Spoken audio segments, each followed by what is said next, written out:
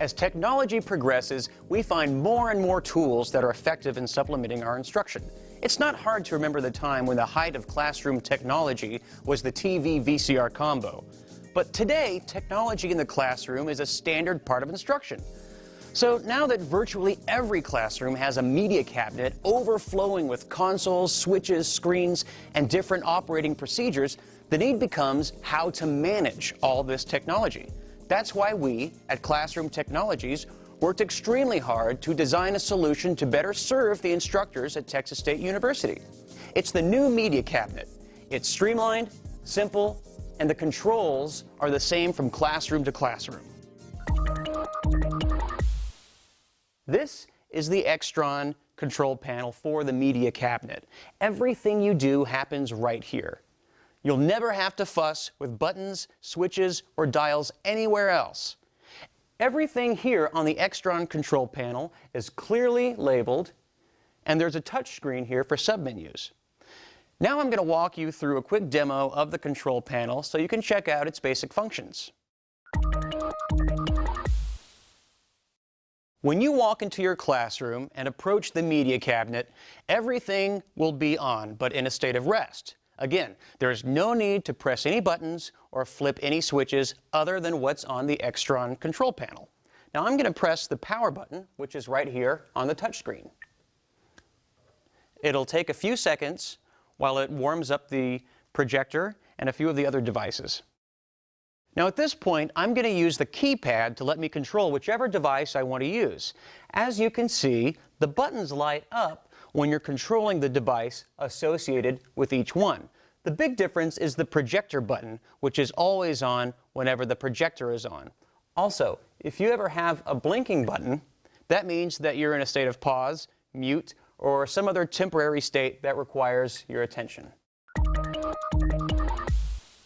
Onto the keypad. We have a button for computer, which lets you use either the PC or the Mac. Both are installed in the media cabinet. This button selects the laptop if you've plugged one into the system.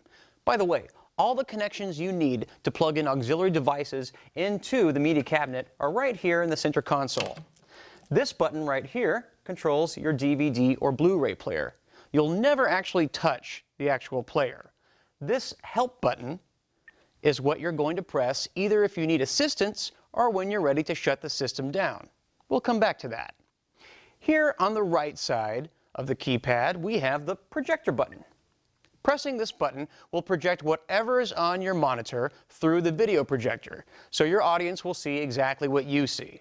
The mic button controls this gooseneck mic, so the audience can always hear your voice no matter what other devices you've got going.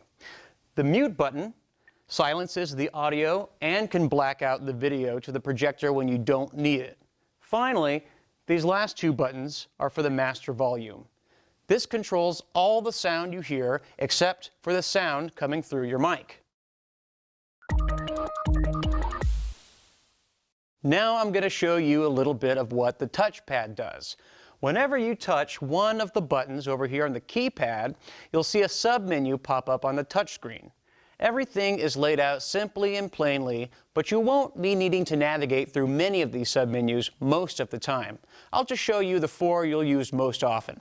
When you're here in the computer submenu, you can toggle between the PC and the Mac, right here on the screen. In the Blu-ray or DVD submenu, you've got all your standard device controls, again, eliminating the need to hassle with a separate remote or the device itself. You can even eject the disk tray from here. The Dock Cam button takes you to the controls for your document camera, sometimes called an Elmo. Now we're going to shut down the system. You should do this every time you leave the classroom, by the way. I'm going to press the Help button, and the touchscreen will bring up the Help submenu. In the near future, you'll be able to touch this button to speak with a technical assistant or the UPD button to speak with campus police. But for now, we're just going to press the big button that says Shut Down System, and then power down, and you're done. Nothing more needs to be done at all. Everything either shuts off or enters sleep mode. Now you get to walk away and not even think about it until your next presentation.